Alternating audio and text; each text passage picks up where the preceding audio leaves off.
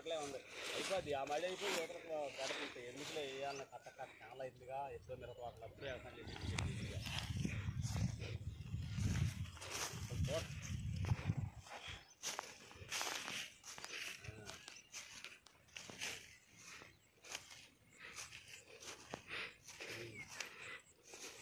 ఇంకా ఇంకా ఇదే పల్లె వాళ్ళు వచ్చారా ఇంటికి వచ్చారు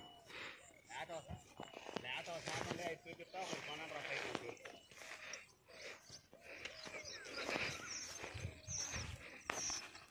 రాబడి నాకేనా